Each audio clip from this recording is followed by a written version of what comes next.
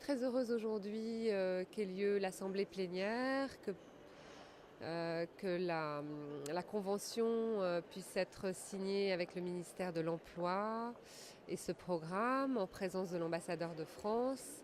Et j'espère que les ateliers seront, et je le pense d'ailleurs, productifs et que ce programme pourra se poursuivre et être utile à la construction de l'État tunisien et à la structuration de la société civile tunisienne. J'espère que ce programme puisse participer à réduire les inégalités régionales, les inégalités dans les droits économiques et sociaux, et que l'année prochaine, on peut évaluer ce programme et on va réaliser le maximum possible dans cette action. Merci.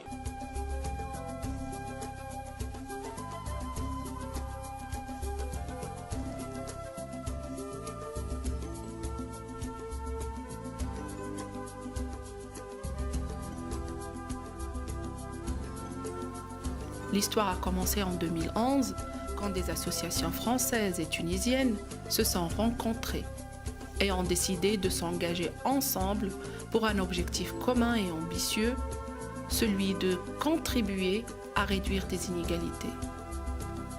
Une première phase de pilotage et d'expérimentation a servi à monter des diagnostics territoriaux autour de problématiques liées aux inégalités. Nous sommes partis à une quinzaine d'organisations. Nous avons fini la phase pilote à 26 organisations. Nous sommes aujourd'hui, avec l'adhésion hier de l'AFTURD, à 46 organisations. Maintenant, nous avons une année de travail, une année de construction. Il faut qu'on s'y mette tout de suite.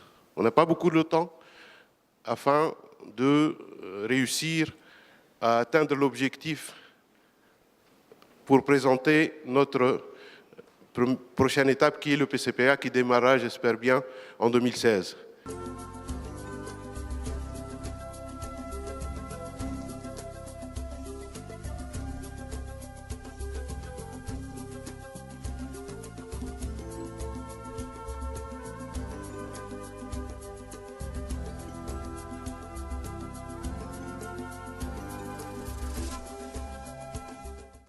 Ce qui ressort de cet atelier qui était long et où chacun a pu s'exprimer, c'est, comment pourrait-on dire, la pertinence et l'envie d'être au plus près de la réalité et au plus près de la pensée commune. Donc on a essayé d'avoir un consensus à chaque fois pour chaque item, ce qui était un petit peu compliqué, mais je crois qu'on a bien avancé. On n'a pas pu tout traiter, mais aux trois quarts, c'est fait et je crois que c'était une bonne participation. Moi, j'en suis très contente.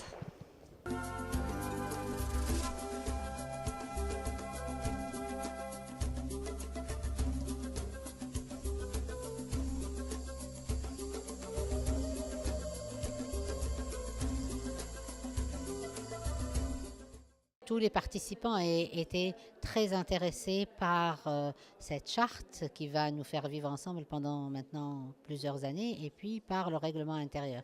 Et donc toutes les valeurs de liberté, de paix et les principes partagés qu'on avait mis, qu'on avait définis dans notre programme ont été très débattus et les participants ont essayé de donner des précisions et puis ils ont aussi contribué par des recommandations très pertinentes. Également sur le règlement intérieur, il y a eu beaucoup de débats. Maintenant, l'essentiel est posé. On continuera donc dans la plénière à discuter de tous ces points-là et puis arriver à signer demain la charte.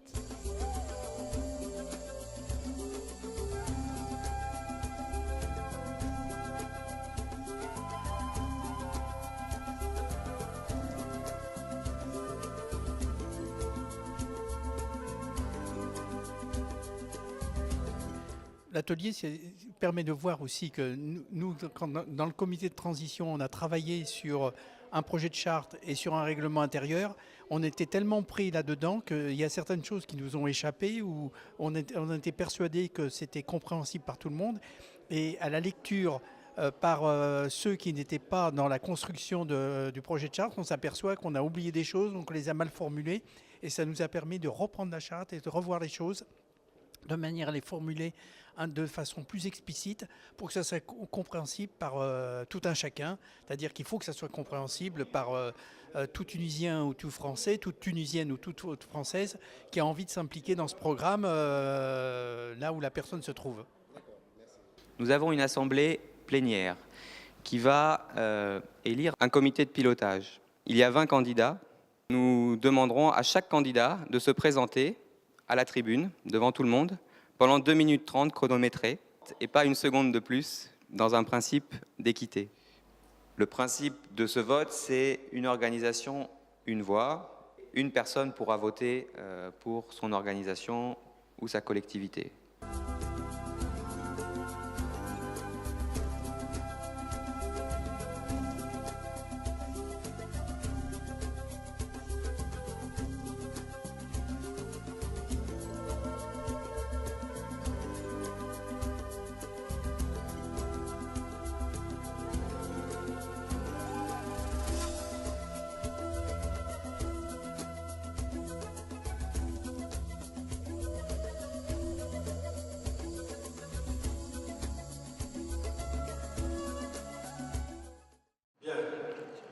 Comme disait quelqu'un, l'heure est grave.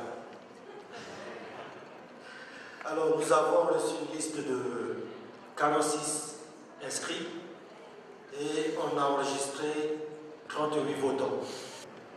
Si jamais il y en avait plus, malheureusement, on serait obligé d'annuler le vote. Donc, croisons les doigts, prions que nous ne soyons pas trompés pendant ce temps parce que le plan de ça, c'est correct. 1, 2, 22, 23, 36, c'est pas nul, 36, 37 et 38.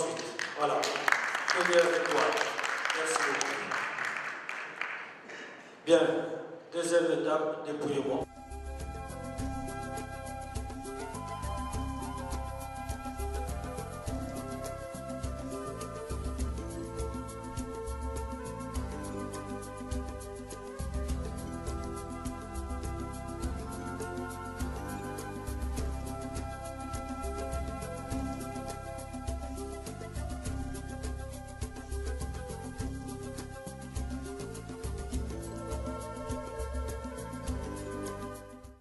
Il n'y a pas de contestation. Donc voilà, vous avez la composition du nouveau comité de pilotage du PCPA Tunisie. L'histoire avec un grand H ne se souviendra peut-être pas de notre programme. Soyons actifs, aujourd'hui devenu PCPA. Mais je voudrais rendre hommage à des femmes et des hommes venus d'horizons divers, des Tunisiennes et des Tunisiens, des Françaises et des Français, qui ont voulu prendre part à une période importante de la Tunisie. Elles et ils, ensemble, se sont engagés à partager leurs valeurs communes, celles de la paix, de la démocratie, du respect des différences. Porter un programme ambitieux pour construire, je l'affirme ici et je le souhaite, les changements que nous voulons réaliser pour la région et les nouvelles générations. Bon vent au PCPA.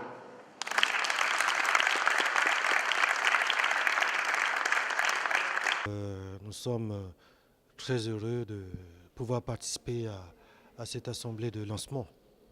Et nous voyons bien que les efforts ont été fournis depuis la base. Et ce qui est essentiel pour un PCPA, c'est la capacité des gens de pouvoir travailler ensemble. Et je crois que ce qu'on voit maintenant, le travail ensemble avait déjà commencé.